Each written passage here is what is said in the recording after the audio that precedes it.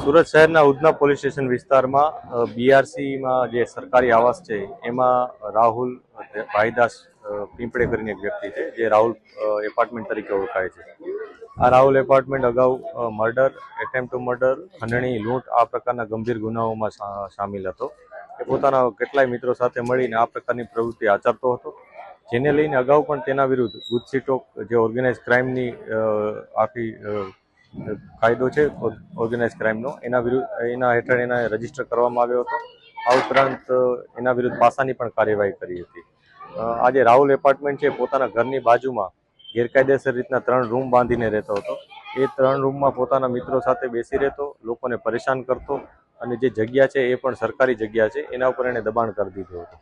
આ પ્રકારની પ્રવૃત્તિઓને ડામવા માટે જ આ કાર્યવાહી કરવામાં આવી છે. સુરત શહેરને જે એસએમસી છે, એસએમસી દ્વારા એણે આ જગ્યા કન્ફર્મ કરવામાં આવી કે આ ગેરકાયદેસર બાંધકામ છે.